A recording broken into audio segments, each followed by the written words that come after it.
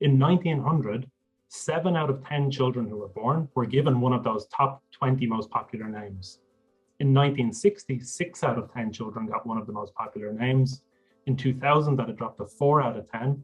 And in 2020, that's as low as 2 out of 10.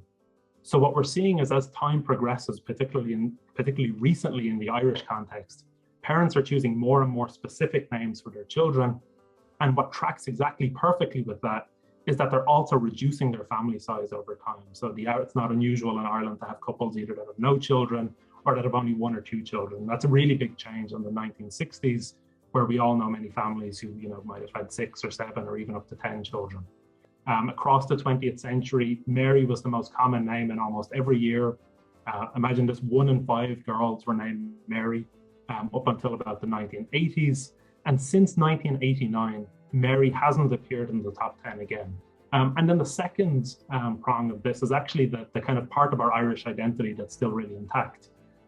When Irish couples today do pick names, they don't pick the traditional Irish names like the Seamuses of the past. What they're picking are kind of much newer, cooler, shorter, kind of more globally popular Irish names like Finn, Fia, Liam, Ryan.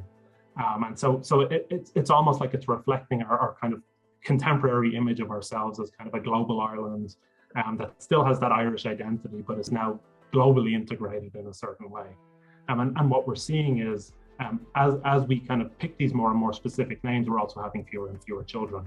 And so the link between those things, and this is the main point here, is that as we start to think about our kids as being more precious or individual, we also tend to have fewer children, and those two things are obviously linked, but we also pick more specific and more unique names for our children.